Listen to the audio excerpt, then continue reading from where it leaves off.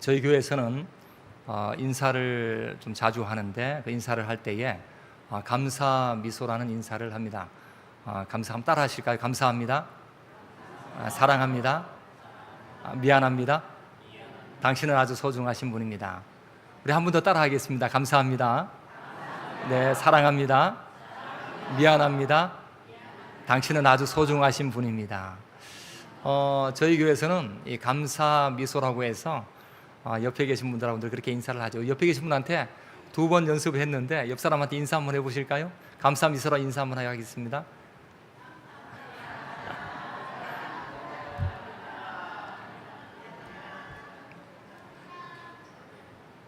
제가 이 자인교회를 보니까 굉장히 은혜로운 교회 같다는 생각을 몇 가지를 하게 되는데, 우선은 이 안에 실내를 제가 아마 처음 들어와 봤던 것 같습니다. 이 교회 안에 이렇게 참 아름답게 웅장하게 있다는 것에 대해서 깜짝 놀랐고, 또 하나는 많은 분들이 박수를 치면서 찬양을 하는 것에 대해서 제가 굉장히 놀랐습니다. 그리고 또 하나 놀란 것이 있다면 어린아이들까지 함께해서 또 율동을 하며 이렇게 즐거운 잔치와도 같은 그런 예배를 드리고 있다는 것에 대해서 굉장히 놀랐습니다. 아마 교회가 이렇게 지금 시대에 다른 교회에 비해서 앞서가고 빠르게 갈 수 있는 그런 교회가 아닌가 하는 생각들을 가지게 되었죠. 예, 갖다 주시면 좋습니다. 네, 고맙습니다. 제가 무선 마이크를 좀 들고 하겠습니다. 이 교회가 딱 가서 보면 교회가 훌륭하다 또 훌륭하지 않다라는 것 볼 수가 있는데, 제가 늘 자인교회를 생각할 때마다 이 교회가 진짜 훌륭하겠다 생각했는데, 막상 와서 보니까 여러분의 그 웃음과 그리고 또 아이들 찬양과 그리고 또 함께 인사 나누는 모습이 너무 아름다운 것 같습니다. 제가 아까 감사 미소로 인사를 했는데요, 감사합니다, 사랑합니다, 미안합니다, 당신은 아주 소중합니다 라는 이야기를 수도 없이 합니다. 그런데 이 인사를 할 때에 노래까지 만들어서 저희가 그렇게 노래까지 불러가면서 감사 미소에 대한 그런 시간들을 아주 많이 갖고 있습니다. 그것은 활기찬 교회가 되길 원하는 마음이죠. 그런데 여기는 벌써 그런 활기참이 있어서 제가 보니까 정말 훌륭한 교회 중에 하나다 하는 생각을 갖게 되는데, 여러분 모두가 이 시간에 말씀을 함께 나누면서 은혜를 많이 받는 시간 되시기를 예수님의 이름으로 간절히 축원합니다. 제가 잠시 기도하겠습니다. 사랑의 하나님, 은혜를 감사합니다. 귀한 시간에 하나님 앞에 엎드려서 한 말씀 앞으로 나아갑니다. 하나님, 특별히 이 오후 시간에 우리의 몸과 마음을 하나님께 집중할 수 있는 좋은 기회를 주셨고, 또 말씀 앞으로 우리의 삶을 드리기를 원하오니 하나님의 말씀을 들으며 나아갈 때에 우리 삶 가운데 하나님의 말씀이 머릿속에 들어와 깨달음을 더하시고, 그 말씀이 우리 심령에 들어와 심령의 문을 열며 더 나아가서 이 말씀을 통해서 우리 인생의 변화를 경험하는 주의 백성들이 다 될 수 있도록 역사해 주옵소서. 말씀을 들음으로 신비에 하나님의 말씀이 새겨져 인생의 기준이 되게 하시고, 그 말씀이 우리의 심령 속에서 살아남을 경험할 수 있는 복된 자리 될 줄 믿사오니, 듣는 자에게 복을 주시고 전하는 자에게 하나님께서 은혜와 은총을 더하여 주옵소서. 함께 할 줄 믿사옵고 예수님의 이름으로 간절히 기도드리옵나이다. 아멘. 요즘에는 기독교 사립학교에서도 이 종교 행사가 점점 사라지는 시대 속에 있습니다. 기독교 사립학교는 예배를 중심으로 또 사람들에게 봉사를 할 수 있는 그런 아주 좋은 기회가 있는 학교인데, 그런데도 불구하고 지금은 안타깝지만 이 종교 행사가 계속해서 제재를 받는 그런 시대 속에 우리가 살고 있다는 것입니다. 뿐만 아니라 우리가 예수님을 믿으며 사는 수많은 대한민국의 사람들과 교회의 숫자가 점점 줄어들고 있는 현실 속에 있습니다. 아마 2000년을 기준으로 해서 그 전에는 굉장히 급속도로 성장을 하고 정점을 찍었는데, 2000년도가 지난 이후에는 놀랍게도 급속도로 계속해서 급감하는 일들이 생겨나게 된 것입니다. 어른도 마찬가지고 또 고령화 현상도 마찬가지고 또 출산율에 대한 문제도 마찬가지고, 그러면서 얼마나 많이 줄게 되었는가, 한 25년에서 한 30년 사이에 한 60%에서 70%가 줄게 되는 현상이 대한민국에 나타나고 있다는 것입니다. 특별히 그 당시에 100명이 나왔다면 지금은 한 30명도 채 나오지 않는 그런 시대가 되었다는 것이죠. 이런 이야기를 쭉 하다 보면 좀 어두운 얘기 같다라는 생각을 많이 갖게 됩니다. 이런 이야기를 하다 보면 우리에게 희망이 없는가, 가능성이 없는가 라고 하는 이런 생각이 들 수가 있다는 것이죠. 그러나 오늘 본문의 내용을 보면서 이 어두운 시대이지만 놀랍게 하나님께서 하나님의 사람을 통해서 하나님의 일하심이 어떻게 드러나고 있는가를 우리가 이 말씀에 근거해서 접근해 보려고 합니다. 첫 번째는 어두운 시대에 하나님의 사람을 분명하게 사용하시는데 특별히 가르침 속에서 하나님의 역사가 일어나고 있다는 것입니다. 3장 12절의 말씀을 여러분 한번 보십시오. 3장 12절의 말씀을 보게 되면 무릇 그리스도 예수 안에서 경건하게 살고자 자는 박해를 받는다라고 그렇게 말씀하고 있습니다. 경건하게 살고자 하는 자들에게 지금 이 시대에도 마찬가지지만 여러 가지 박해가 나타날 수가 있다는 것입니다. 오늘날에만 그러는 것이 아니라 사도 바울이 살았던 그 당시 시대에도 수많은 박해가 그리고 그 수많은 고통과 아픔이 이 사도 바울 믿음의 사람들 시대에도 분명하게 있었다는 것입니다. 그것은 지금도 어둡지만 사도 바울 시대에도 굉장히 어두웠던 시대인 것을 우리가 보게 되는 것이죠.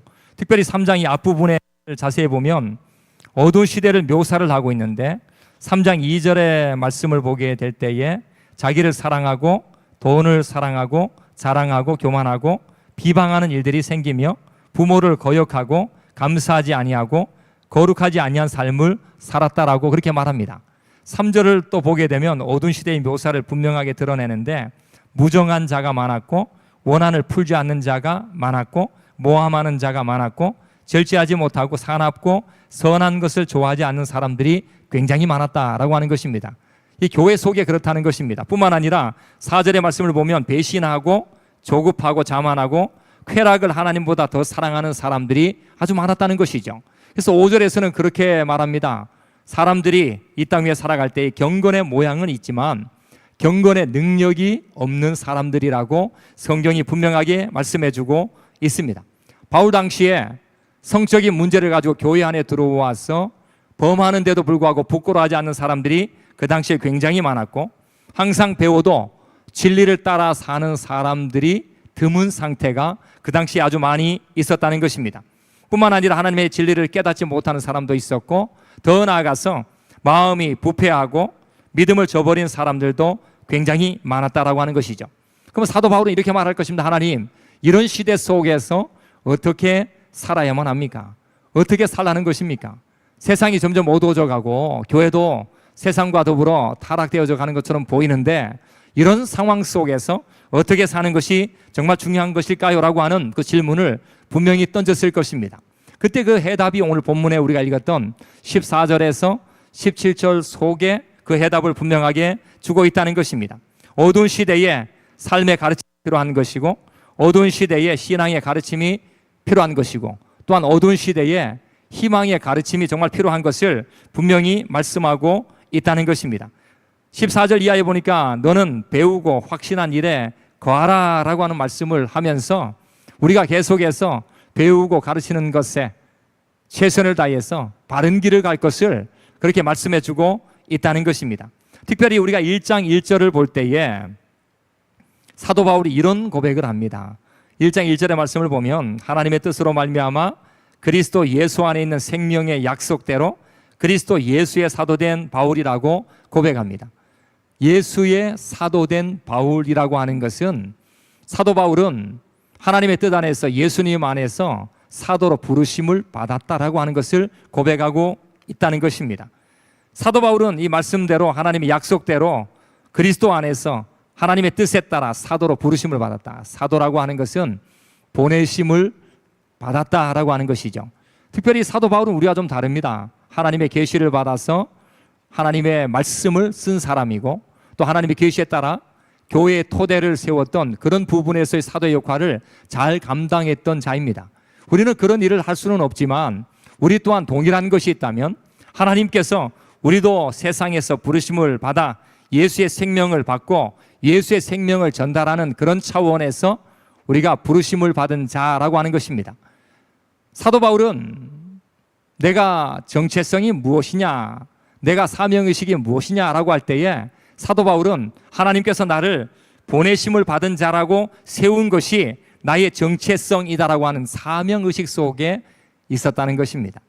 여러분, 우리가 지금 오늘날 이 시대에 살아갈 때에 그런 의식이 나의 삶 가운데 있는가? 하나님이 나를 부르셨다, 그리고 하나님이 나를 이렇게 역사해 주셨다.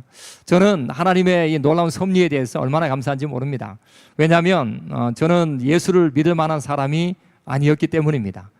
저는 저 멀리 있는 강원도 인제라고 하는 곳에서 태어나서 쭉 생활했는데, 그 속에서 한 8살, 9살까지 생활할 때에 저희 아버지가 먼저 돌아가셨어요. 아버지가 돌아가셨는데 그 아버지와 함께 더불어 무슨 일을 했냐면, 그 아버지와 함께 여러분 아마 이 가운데 넝마주의를 한 사람은 잘 없을 겁니다. 저는 그때 아버지와 함께 더불어 집이 가난하니까 넝마를 메고 동네 구석구석 돌면서 쓰레기를 담아서 가지고 와서 그 속에 혹시나 먹을 것이 있나 없나를 확인하고 사탕이나 이런 것을 주워 먹었던 그런 생활을 했습니다.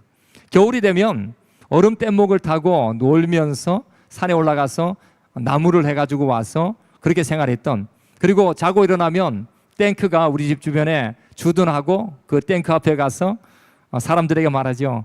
초콜릿이 있습니까? 아니면 건빵이 있습니까? 이렇게 얻어먹으면서 성장했던 어린 시절이 있습니다. 저는 교회를 다니지 않았습니다. 근데 어느 날 아버지께서 일하러 나가셨다가 변사로 돌아가셨습니다. 변사라는 것은 어떻게 죽었는지 모르는 거죠. 그리고 어떻게 이 사인이 뭔지를 잘 모르는 거예요. 그런데 어머니께서 그때 이렇게 말씀하시는 겁니다. 옷을 다 벗겨봐라. 어떻게 죽었는지 한번 확인해 보고 싶다 하면서 울부짖는 그 소리가 제 귓가에 남아있죠. 여러분, 아버지가 갑작스럽게 자연사하신 거예요. 어떻게든 돌아가신 거예요. 변사로 돌아가신 거예요. 그리고 나서 어머니가 얼마 있다가 돌아가셨습니다. 어머니도 돌아가실 때에 어머니는 동사로 돌아가셨습니다. 여러분, 추운 겨울에 얼어서 돌아가신 거예요. 제가 살려내지 못했겠죠. 그런데 저는 그 아버지도 돌아가시고 또 어머니도 돌아가신 그 시점에 저 영주라고 한 곳에서 어떤 분이 저를 찾아왔습니다. 그분이 찾아왔던 이유는 딱 하나입니다. 나를 데려가고 싶다라고 하는 의사를 가지고 오셨습니다. 그래서 저는 부득이하게 그분의 집에 마치 입양이 된 것처럼 버려졌던 자식이 한 집에 다른 가정에 들어갈 수 있는 그런 좋은 기회, 그때는 물론 그게 제 생각 속에는 쉽지 않은 그런 생각이었지만 그 가정에 들어갔습니다. 근데 그 가정에는 어떤 일이 있느냐? 그 가정에는 그 두 부부가 아기를 낳지 못하는 상황입니다. 저희 아버지 어머니, 새로운 아버지 어머니가 아기를 낳지 못하는 그런 상황인데, 제가 지금 쭉 돌아보고 나면 그들은 이렇게 기도한 것입니다. 하나님, 우리 가정에 영적인 계보가 계속해서 흘러가게 해달라고. 믿음의 후손이 이 가정이라. 여러분, 자녀가 생기지 않는데도 불구하고 그와 같은 기도를 했다는 거죠. 그 가정은 믿음의 가정이었습니다. 그래서 저는 그 가정에 들어가서 최고로 제가 경험한 것은 예수가 누구인가. 그래서 저는 저희 아버지 어머니 지금도 살아계시는데 93세 또 80, 한 7세 정도 되시는데 살아계시는데, 그분들은 저에게 생명의 은인이고, 제가 핸드폰에다 기록할 때에 이 세상에서 가장 존경하는 아버지와 어머니다라고 이렇게 제가 적어놨어요. 저는 그들이 없었다면 아마 이 자리에 여러분들도 만나지 못했을 거예요. 아마 그들이 없었다면 제가 이 목회 현장에서 목회를 할 만한 그런 기회가 전혀 없었을지도 모릅니다. 그래서 저는 늘 하나님께 감사해요. 어릴 때 그렇게 살던 나의 모습 속에 하나님께서 이 어르신들, 나의 부모가 다 돌아가시고 난 다음에 한 가정으로 다시 옮겨질 때에 믿음의 가정이 그 가운데 생겨나고, 그 가운데 들어와서 내게 예수님이 누구인가를 경험하고 체험하면서 내 삶에 대한 방향이 정해졌다라고 하는 것이 너무 기쁜 거죠. 사도 바울은 지금 디모데에게 그 얘기를 던져내고 있는 것입니다. 디모데야, 나는 이 땅 위에 살 때에 보내심을 받은 자야. 너도 이 땅 위에 살 때에 보내심을 받은 자답게 살았으면 좋겠다라고 하는 것이 지금 사도 바울이 디모데에게 던져주고 있는 그런 메시지인 것입니다. 그 메시지의 핵심이 무엇입니까? 예수님을 보라는 것입니다. 예수님은 누구인가라고 할 때 예수님은 빛 대신 예수님이라는 것이죠. 예수님은 빛이다. 예수님께서는 이 땅에 오셨을 때에 세상의 빛으로 오셨다라고 말씀하셨습니다. 사도 바울은 빛 대신 예수님을 바라보면서 그 빛 대신 예수님을 통하여 자기에게 빛이 비춰질 때에 예수님은 큰 빛을 비춰주시는 분이시고 자기는 작은 빛을 비추는 자이지만 그러나 이 전하는 가운데 어두운 세상이 어떻게 될 것인가? 어두운 세상이 밝아질 수 있다는 희망을 품게 된 것입니다. 사도 바울이 그 놀라운 고백이죠. 나는 예수님을 따라가고 싶다. 예수님을 나는 만났다. 그리고 예수님의 빛 대신 그 삶을 나도 살고 싶다. 예수님은 이 땅 위에 큰 빛이고 능력의 빛이다. 나는 작은 빛이지만 그러나 내가 그 빛을 비추기 시작하면 세상 속에 놀라운 변화가 시작된다. 이런 각도에서 사도 바울이 디모데에게 우리가 부름을 받은 자로서 예수님의 빛을 전하는 자로서 사는 것이 바로 어두운 세상을 비추는 것이다라고 하는 사실을 가르쳐주고 있다는 것입니다. 3장 10절과 11절의 말씀을 보게 되면 11절에 이런 고백이 나옵니다. 박해를 받음과 고난과 또한 안디옥과 이고니온과 루스드라에서 당한 일과 어떠한 박해를 받은 것을 내가 과연 보고 알았거니와 주께서 이 모든 것 가운데에서 나를 건졌다라는 믿음의 고백을 던져내요. 전하는 것이, 내가 그들을 가르치는 것이, 내가 예수님의 빛을 비추는 것이 박해를 받고 그리고 환난을 당해도 이것이 바로 세상 속에서 희망이 있는 삶이다라는 사실을 우리에게 던져주고 있다는 것입니다. 여러분들은 어떻습니까? 경건하게 살고자 하는 자에게 환난과 비판이 분명하게 생겨요. 그런데 우리는 그 가르침에 어떤 삶으로 도전을 받고 또 도전하며 나아가고 있는가? 사도 바울은 그 빛을 비출 것을 우리에게 말씀해 주고 있다는 것입니다. 두 번째는 이 어두운 시대에 하나님의 사람으로 어떻게 살 것인가, 어떤 마음으로 살 것인가라고 할 때에 이 배움 속에서 어버이 정신 의식을 가지고 살 것을 우리에게 말씀해 주고 있습니다. 오늘날의 사회 속에 살다 보면 우리가 여러 가지를 많이 배울 것을 얘기합니다. 특별히 제가 근래에는 어떤 책을 보다가 한 4가지를 배워주면 좋다. 그 중에 하나가 무엇인가 할 때에 자격증을 많이 따두면 좋다. 라이센스. 자격증이 있으면 나이가 들어도 60, 70, 80이 되어도 그 일에 게을리하지 마라. 계속해서 배워라. 그래서 그것을 따고 있으면 아마 100세가 되어도 쓰임 받을 수가 있다라는 것이죠. 또 하나가 있는데 그것이 뭐냐라고 할 때에 나이가 들어도 저축할 것을 강조하고 있습니다. 저축이라고 하는 것은 안정적 삶을 살아가는데 도움이 되기 때문에 어린아이들도 저축하고 나이 든 사람도 저축하고 그리고 노년이 돼도 저축하며 사는 것 너무 중요하다 하는 관점을 던져줍니다. 또 하나가 있는데 그게 바로 체력 관리입니다. 오늘날에는 100세에서 120세를 산다는 그런 시대입니다. 사람들이 제가 금호강변에 가끔 나가서 걸어보면 사람들이 아주 많이 나와서 걷습니다. 거기에는 휠체어를 타고 나와서 운동하는 사람도 있습니다. 목발을 잡고 나와서 운동하는 분들도 있습니다. 나이가 한 70, 80 되는데도 불구하고 자기 몸 관리를 위해서 전에는 잘 보이지 않았는데 지금은 굉장히 많이 생깁니다. 그러니까 자기 관리하는 거죠. 그러니까 체력 관리를 잘하면 오랜 시간 동안에 이 뼈 있는 기준을 잡아낼 수 있는 그런 삶을 살아간다. 저희 교회에 우리 훌륭한 장로님이 한 분 계십니다. 저는 그 장로님을 볼 때마다 늘 존경스럽고 대단하게 생각하는데 그 장로님은 지금 90입니다. 90인데 새벽 4시 되면 교회 나오십니다.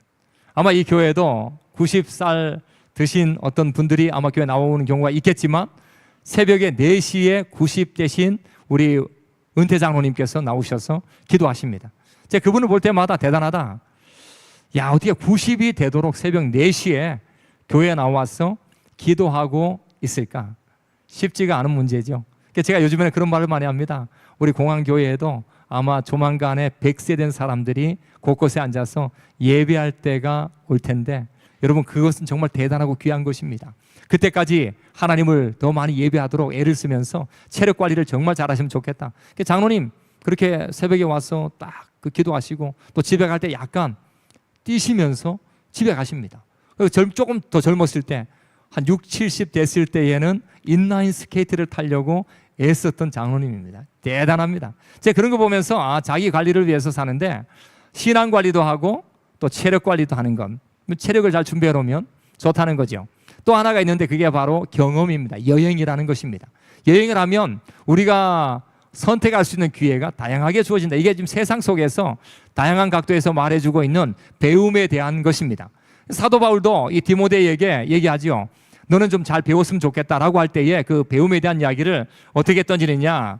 1장 2절의 말씀을 보게 되면 이렇게 고백합니다. 사랑하는 아들 디모데에게 나는 편지한다라는 고백을 던져주고 있습니다.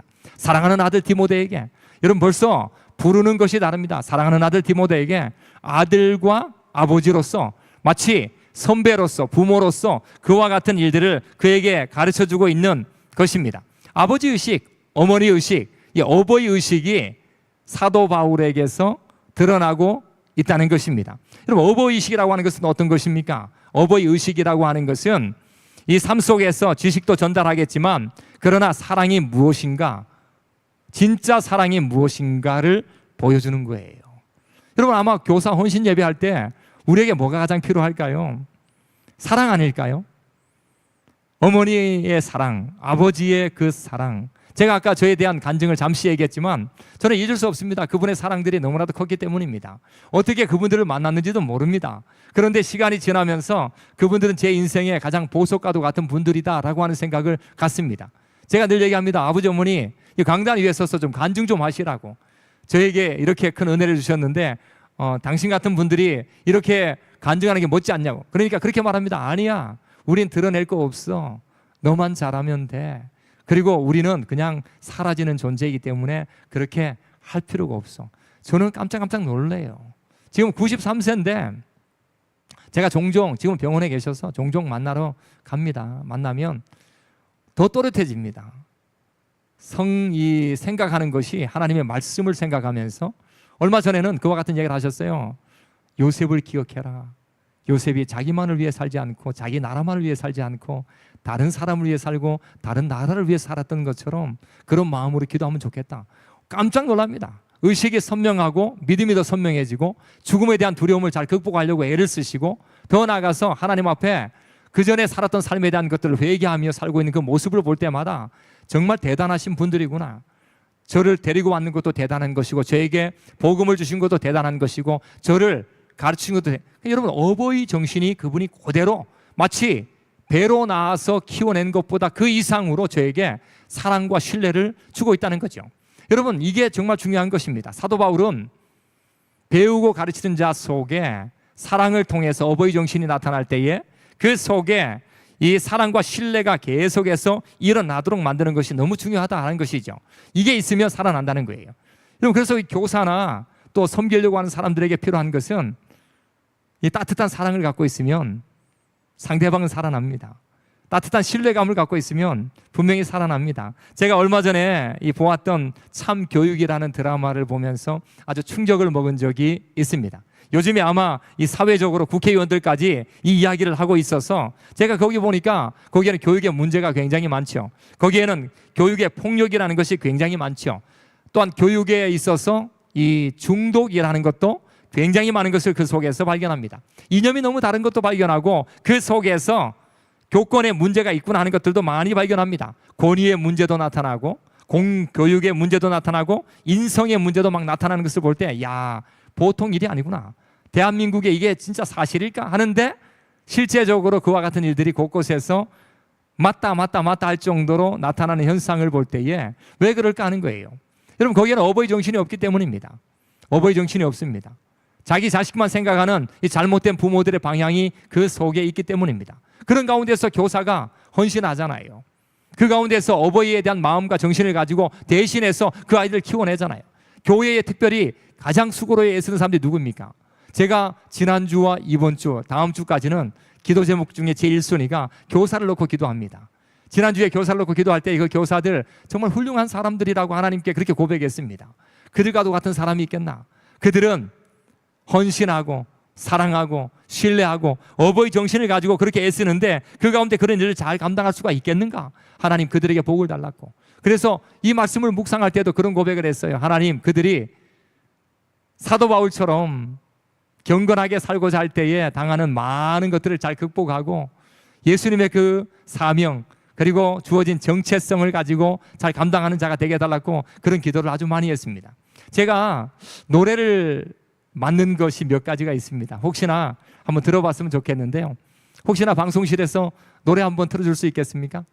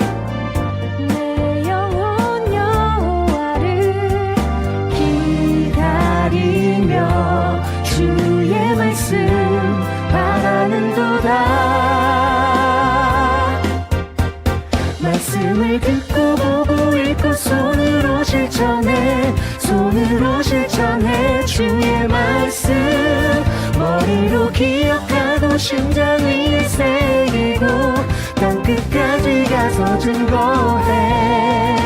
말씀을 듣고 보고 읽고 손으로 실천해. 손으로 실천해. 주의 말씀 머리로 기억하고 심장 위에 새기고 땅끝까지 가서 증거해.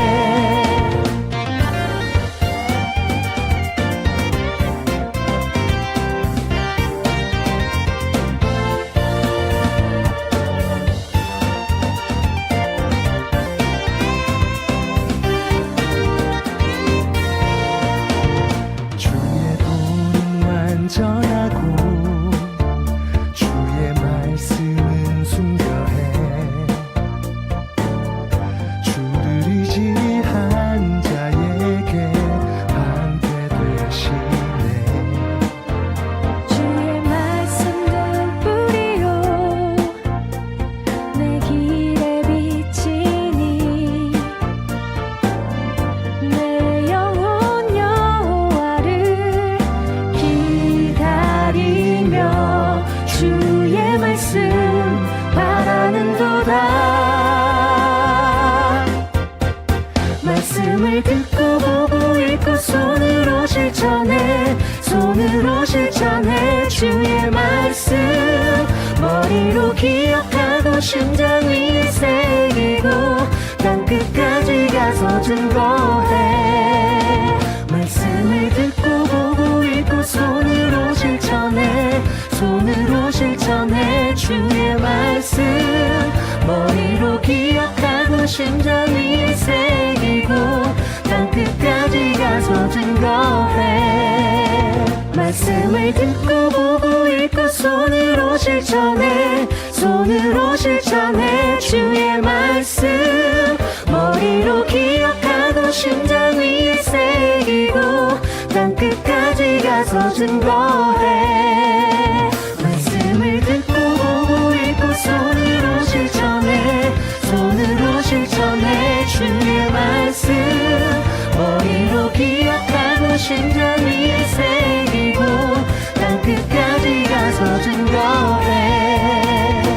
땅끝까지 가서 증거해. 땅끝까지 가서 증거해.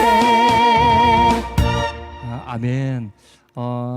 제가 뭐 이렇게 노래를 잘하는 건 아닌데 놀랍게 저 곡을 쓰게 되었습니다. 이제 아마 음원 차트에 조만간 이제 올라가게 되는 거고요. 저것은 벌써 저작권이 다 해가지고 저 노래는 대구의 찬미팀이 저 노래를 불러주었고 그리고 나서 이제 노래를 다 만들어서 조만간에 이제 음원에 올라가고 또 하나는 지금 저런 곡이 6곡이 준비되고 있습니다. 그래서 미니 앨범을 지금 만들어 내려고 그렇게 준비를 하고 있습니다. 근데 저거는 저의 목회 철학이 저 속에 들어가 있을 정도로 갖고 있습니다.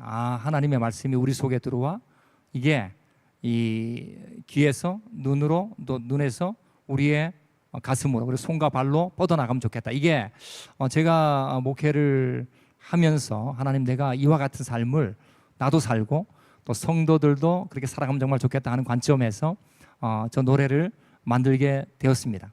여러분 우리가 이 어두운 세상 속에서 하나님의 사람으로 살아야 될 만한 그 이유 중에 가장 큰 이유가 세 번째로 무엇인가 할 때에 그것은 바로 성경이라는 것입니다.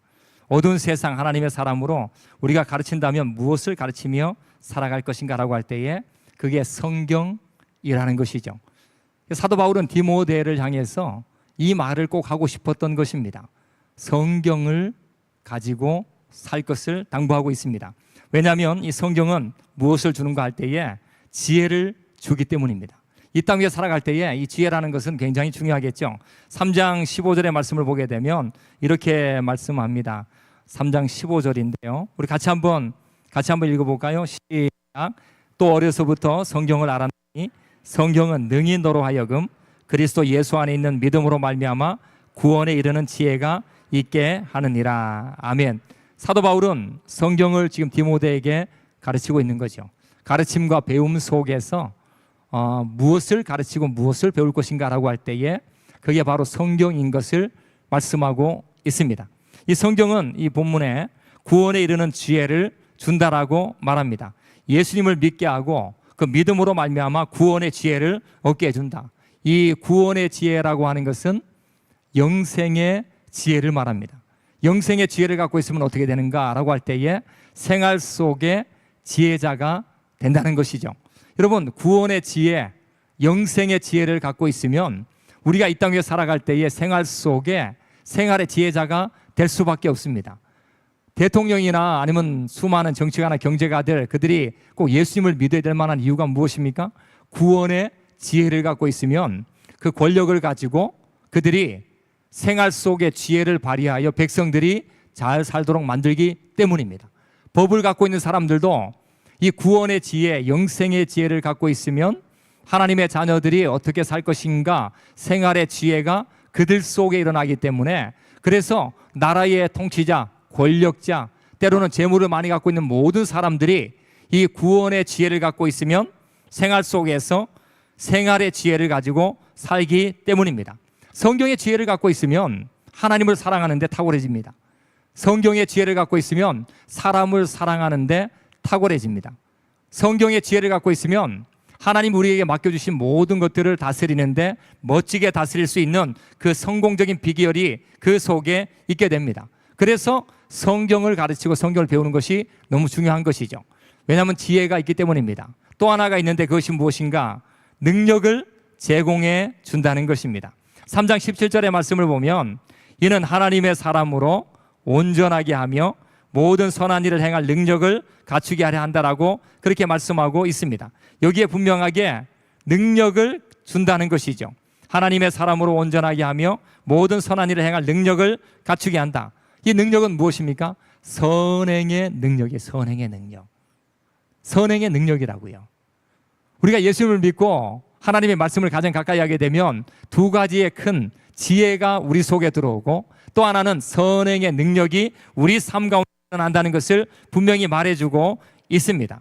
성경이 어째서 이런 지혜가 되고 성경이 어째서 우리에게 선행의 능력이 될 수가 있는가? 16절의 말씀을 보니까 교훈과 책망과 피함과 의로 교육하기에 유익한 책이기 때문에 이 성경이 우리에게 하지 마라, 해라, 가라, 그리고 가지 마라라고 하는 것을 분명하게 제공해 주기 때문에 바른 길이 무엇인가를 분명하게 보여주고 있습니다.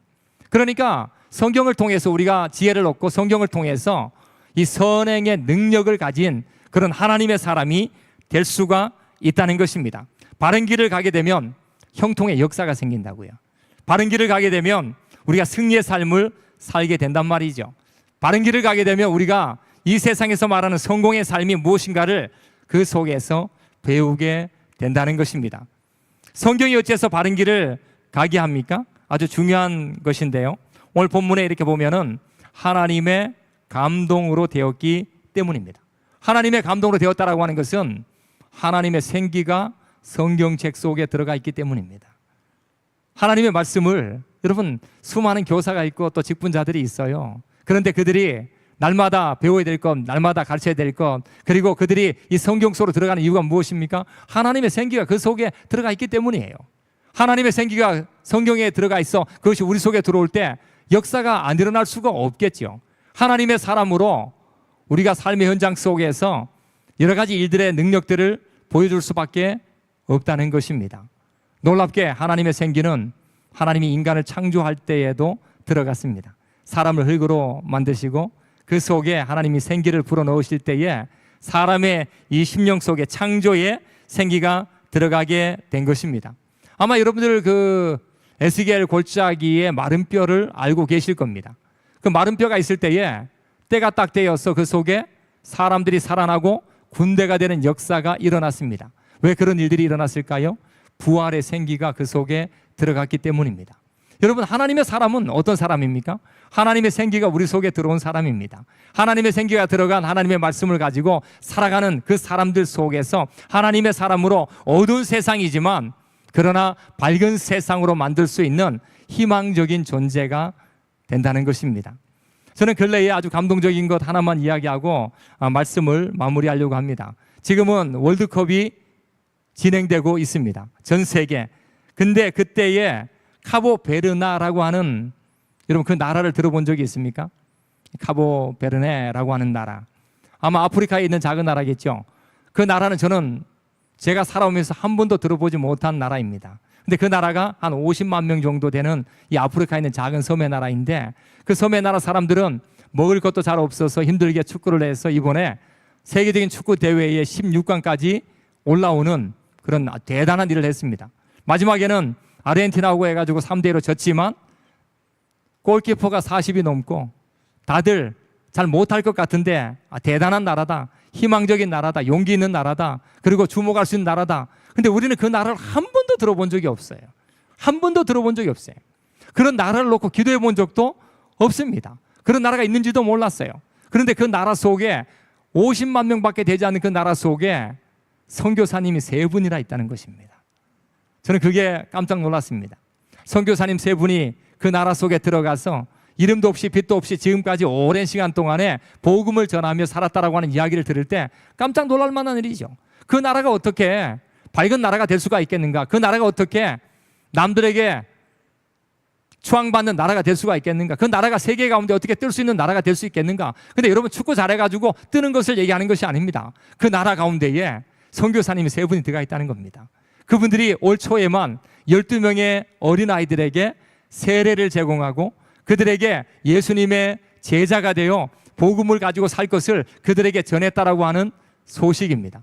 여러분 세상이 너무 넓고 우리가 할 일이 굉장히 많겠죠. 그러나 세상은 어둡다라고 말하지만 어두운 것만 있는 것은 아닙니다. 하나님의 사람이 그 세상 속으로 들어가기만 하면, 하나님의 사람들이 하나님의 말씀을 붙잡고 세상 속으로 들어가기만 하면, 하나님의 사람들이 하나님의 말씀을 붙잡고 지혜의 삶을 살아가고 그리고 선행의 능력을 행사하며 살기만 하면 그때 놀라운 변화가 일어난다고요. 어린아이가 돌아옵니다. 여러분 믿지 않던 자가 돌아오는 역사가 일어납니다. 세상이 아무리 어둡고 험난한 세상처럼 보여도 하나님의 사람, 특별히 하나님의 말씀을 붙잡고 그 말씀을 가지고 늘 배우고 늘 가르치며 그런 각오 속에 뛰어든 그 사람, 경건하게 살고자 하는 그 사람, 환난과 핍박이 있어도 말씀을 가지고 달려가는 그 한 사람, 그 사람을 통해서 세상이 밝아지는 역사가 시작이 된다는 것입니다. 우리 자인교회 사랑하는 우리 많은 성도님들, 여러분들은 지금 어떻게 살아가고 계십니까?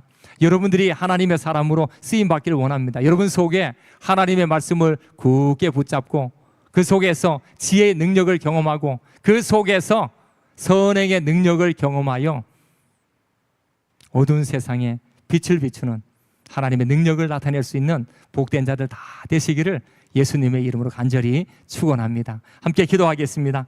사랑의 하나님, 은혜를 감사합니다. 하나님 귀한 시간에 사도 바울의 디모데후서의 말씀을 통해서 우리가 놀라운 교훈과 또한 놀라운 은혜를 경험하며 나아갑니다. 특별히